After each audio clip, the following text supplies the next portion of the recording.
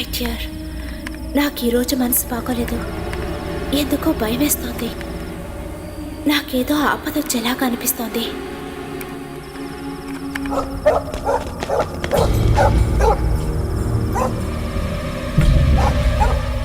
I think I am in danger.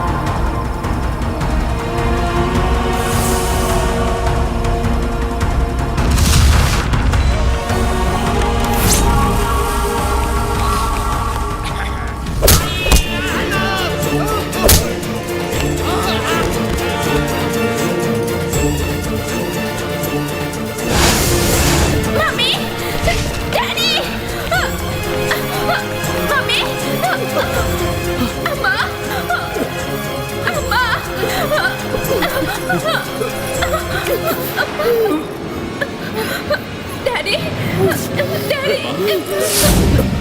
Amma, Emma, Emma, నా బిడ్డని తీయదు, వదలండి, నన్ను వదలండి, Emma.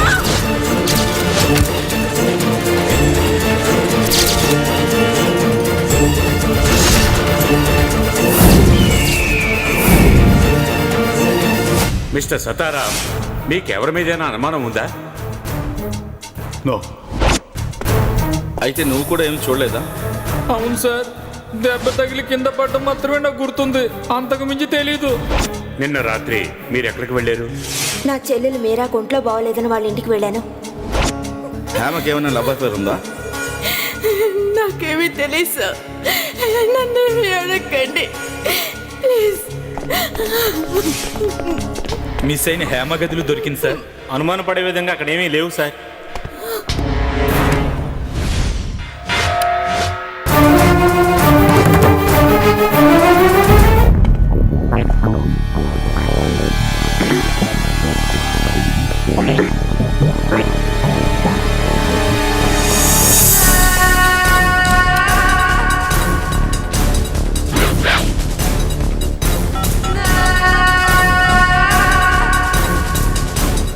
Hello, Sitaram Seth. Sitaram Seth speaking. నీ కూతురు హేమ ఇప్పుడు మా దగ్గరే ఉంది. హలో, మీరెవరు? మీకేం కావాలి? మాట్లాడు, కమాన్ స్పీక్.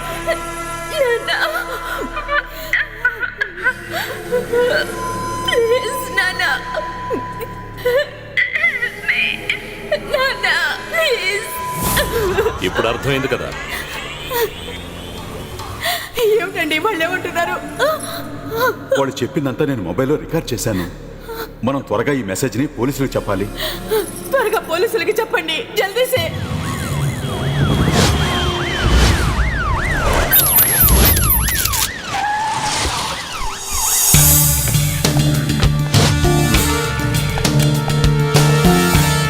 నీ కూతురు హేమ ఇప్పుడు మా దగ్గరే ఉంది. మాట్లాడు, కమాన్ స్పీక్.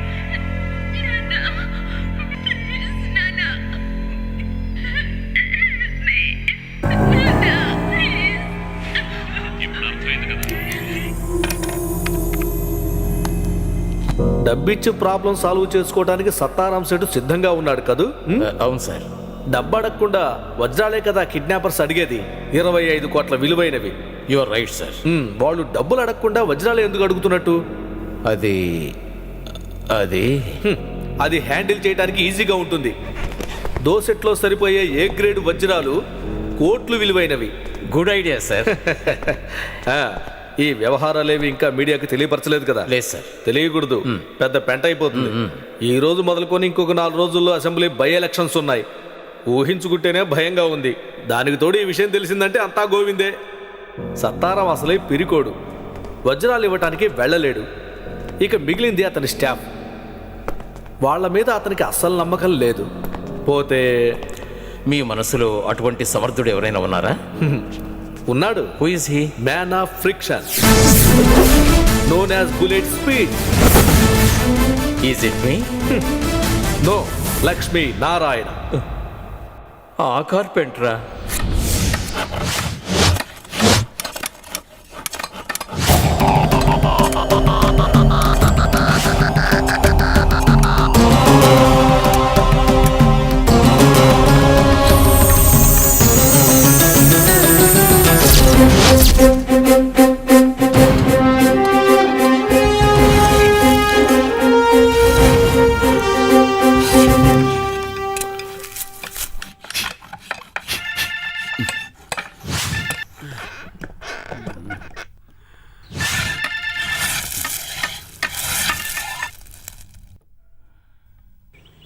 ప్రశాంతంగా పని కూడా చేసుకునేవారు. రే ఒకసారి ఆపండి. హలో, ఎవరు? నేనెవరో నీకు అర్థం కాలేదా? గొంతు వినగానే అర్థం అవడానికి నువ్వేమన్నా మెగాస్టార్ చిరంజీవివా? నీకు పేరేం లేదా? నన్ను కేశవరెడ్డి అని పిలుస్తారు. ఈ రాష్ట్రానికి ముఖ్యమంత్రినయ్యా. మీరా? Sorry sir. Good morning sir. ఈ పనికి వాళ్ళ ఫోన్తో నేను పడరాని పాటలు పడుతున్నాను సార్. ఎవరు మాట్లాడినా సరిగ్గా వినపడడం లేదు సార్. రాష్ట్ర పోలీసుల తలరాత అలాగే ఏడ్చింది సార్. ఓ కొత్త ఫోన్ కొనుక్కుందాం అనుకుంటే ఎవరైనా లంచం ఇవ్వాలి, లేదా ఓసీలో అయినా దొరకాలి. స్పెషల్ బ్రాంచ్కి లంచాలు ఎవరిస్తున్నారు సార్ ఈ రోజుల్లో? ఏంటి సార్ సంగతులు? అవును, ఈ రోజు ఉదయం నువ్వు పనికే వెళ్ళావా? ఏమిటి సార్, పనికి వెళ్ళానా? కులవృత్తి మొదలుపెట్టి 4 గంటలు అయింది సార్. ఇంతకీ సిఐడి పని కదా ఇప్పుడు నేను చేస్తున్నది. ఈ రోజు నీ డ్యూటీ ఎక్కడా? ఇవాళ డ్యూటీ హుస్సేన్ సాగర్ పక్కన. వైజాగ్ బీచ్లోనా? వైజాగ్ బీచ్ అంటున్నావు, అసలు అలలు వచ్చే సౌండే వినపట్టలేదు. కొంచెం అలల సౌండ్ వినిపిస్తావా? అలల సౌండ్ వినిపిస్తాను సార్. మీరు వినాల్సిన అలల సౌండే కదా. సముద్రం దగ్గరికి వెళ్ళి మరి మీకు ఆ సౌండ్ వినిపిస్తాను.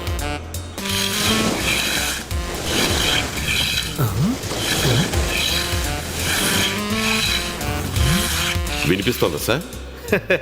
అలల శబ్దం బాగా వినపడుతోంది. నేనెందుకు సార్ మీతో అనవసరంగా అబద్ధాలు చెప్తాను? అది నాకు బాగా తెలుసు. ఈ లక్ష్మీనారాయణ తండ్రి సత్యహరిశ్చంద్రుడు కదా.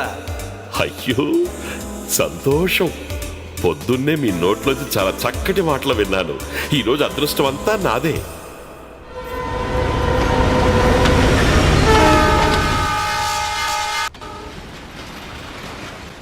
ఈ మధ్య వైజాగ్ బీచ్ పక్కన రైల్వే ట్రాక్ కూడా వేశారా?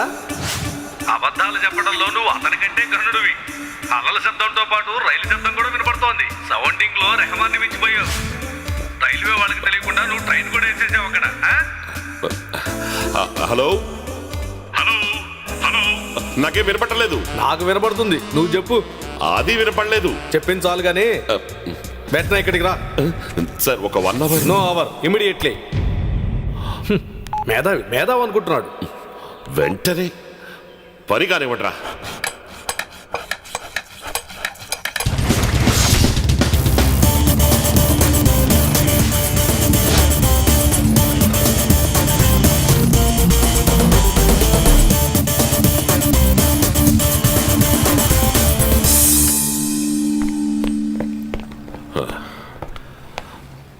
అది వెంటనే రమ్మని సీఎం గారు ఆర్డర్ వేశారు. అందుకే హెల్మెట్ మర్చిపోయారు. ఇదిగో ఫైన్. రిసిప్ట్ కావాలి. Okay sir.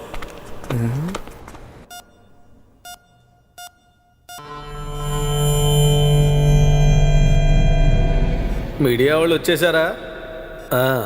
నేను చచ్చానని రాస్తారు, తర్వాత కరెక్షన్ చేస్తారు.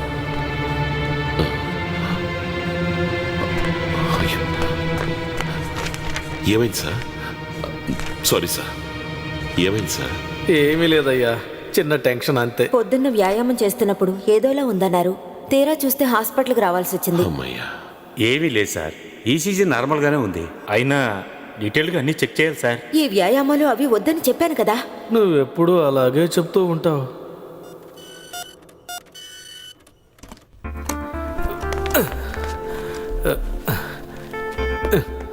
ఏంటయ్యా మఫ్టీలో వచ్చావు? వెంటనే రావాలని మీరే కదా ఆర్డర్ వేశారు మరి. అది కూడా నా తప్పేనా? ముందా చెవులో ఉన్న పెన్సిల్ది. ఓ, ఇదిగోండి. Sorry sir. భలేవాడివయ్యా, స్పెషల్ ఎఫెక్ట్స్ లో కింగువా. మీరేమన్నారు సార్? నువ్వు నీ 2 చేతులతో చిత్రీకరంపం పట్టుకొని టేకు చెక్క మీద పరాపరా రుద్దుతుంటే అలల శబ్దం బాగా వినపడుతోందయ్యా. కాకపోతే ఇంక ఏ చెక్క మీద గీకినా పర్ఫెక్షన్ దొరకదులే. Sorry sir. లక్ష్మి, మా లాంటి వాళ్ళతో అబద్ధం చెప్పేప్పుడు జాగ్రత్తగా చెప్పాలి. ఈయన ఈ పని వదిలేసి కార్పెంటర్ పనికి వెళ్ళుంటే కనీసం ఈ రాష్ట్రమైనా బాగుపడేది. ఏంటి గుణుగుతున్నావు? Nothing sir. రాజధానిలోని 3 ప్రాంతాలలో ఈ వచ్చే శుక్రవారం బై ఎలక్షన్స్ జరగబోతున్నాయి. సత్తారాం కొంపలోని గొడవ నీకు తెలుసు కదా. పత్రికల్లో చూశాను సార్. డీజీపీ ఆఫీస్ నుంచి నీకు ఫోన్ వచ్చిందా? మీరు ఫోన్ చేసిన తర్వాత కొంపదీసి ఏదైనా గొడవ జరిగితే ఓట్లన్నీ గల్లంతైపోతాయి. ఇంటెలిజెన్సీ రిపోర్ట్స్ వేస్ట్.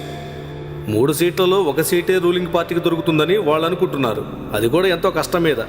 ఆ సీటు సికింద్రాబాద్. ఛాన్సే లేదు సార్. మొత్తం అన్ని సీట్లు వస్తాయి వాళ్ళకి, ప్రతిపక్షాలు వాళ్ళకి. ఏమిటి సార్ మీరు అనేది? మీకున్న తెలివితేటలో ఇంటెలిజెన్స్ డిపార్ట్మెంట్లో ఎవరికున్నాయి సార్? మీరే కదా కథానాయకుడు. జనం మీకు ఓట్లేసి మిమ్మల్ని గెలిపిస్తారు. కానీ ఎందుకని? నిజం చెప్పాలంటే ఈ సత్తారాం సేట్ విషయం జరిగింది మీ మంచి కోసమే. మీరు ఊరి ఒక్క మాట అంటే చాలు, అమ్మాయిని కిడ్నాప్ చేసి తీసుకెళ్ళింది ప్రతిపక్షాల వాళ్ళేనని మేము పోలీస్ డిపార్ట్మెంట్ మొత్తం చెప్తాం. అదే కదా మన నాలాంటి వాళ్ళు చేసే పని. స్పెషల్ బ్రాంచ్, రహస్యాన్వేషణ, పోకిరిలో మహేష్ బాబు లాగా. Sorry sir. నీ వల్ల నాకు ఒక మంచి ఐడియా దొరికింది. ఏంటి సార్? సత్తారాం సేట్ విషయంలో ప్రతిపక్షాల వాళ్ళ చేతులు కలిపారని నా అనుమానం. ముఖ్యంగా వాడి సంగతి. వాడు ఎటువంటి వాడు, వాడి బుద్ధులు ఎటువంటివో నీకు బాగా తెలుసు.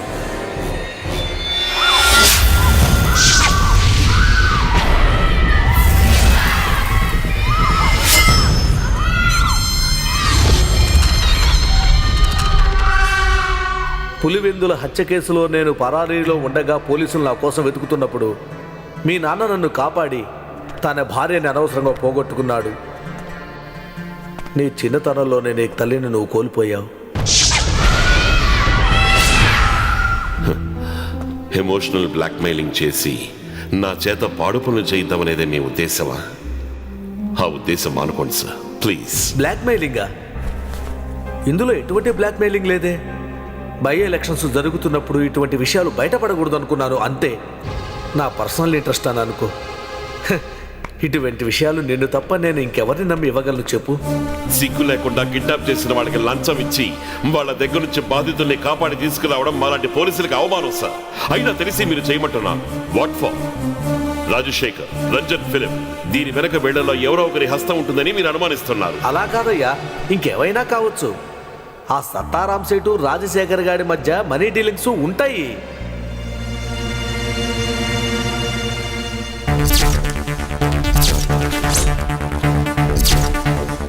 ఆ సంగతి వదిలే. నువ్వు చేయాల్సింది ఏంటంటే 25 కోట్ల విలువైన వజ్రాలను ఇవ్వటానికి సత్తారాం సేటు సిద్ధంగా ఉన్నాడు. వాడు మన ఇద్దరికి బంధువేం కాదు కదా, మనకేంటి నష్టం? అవి తీసుకుని ఎవరికి తెలియకుండా ఆ కిడ్నాపర్కి ఇచ్చామంటే మనం అమ్మాయిని కాపాడవచ్చు. పిల్ల మన దగ్గరికి సేఫ్ గా వచ్చిన తరువాత కిడ్నాప్ చేసిన వాడిని మనం పట్టుకోవడానికి ప్రయత్నించాలి. అంతే. జరగదు సార్. ఏ? వాళ్ళు ఎలాంటి వాళ్ళైనా సరే బాగా తెలివితేటలు ఉన్న వాళ్ళు సార్. పోతే ఒక విషయం నేను ఖచ్చితంగా చెప్పగలను. ఏదో ఒక క్లూ, భవిష్యత్తులో మీకు బాగా ఉపయోగపడే ఒక ముఖ్యమైన క్లూ, అది తప్పకుండా నేను మీకు అందిస్తాను. అది చాలు. నేను చెప్పిన దాంట్లో వెనకున్న ఉద్దేశం అదే. నువ్వు నన్ను అర్థం చేసుకుంటావని నేను అనుకుంటున్నాను. సార్. సార్ చెప్పండి సార్. వాడు అక్కడికి వస్తున్నాడు. పాతవన్నీ మనసులో పెట్టుకొని వాడితో గొడవ పడకు. అదే నాకు కావాల్సింది.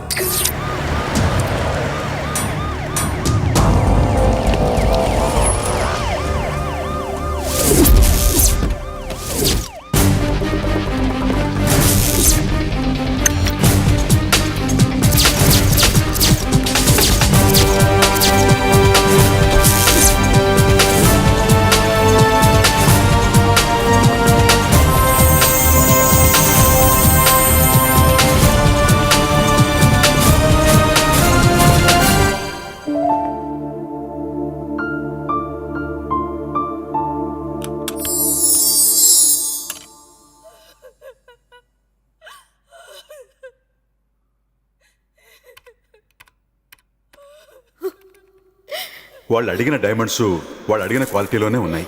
సౌత్ ఆఫ్రికన్ మార్కెట్ వాల్యూతో చూస్తే వాళ్ళు ఆశించిన దానికంటే ₹1 కోటి ఎక్కువగానే ఉంటుంది వీటి విలువ.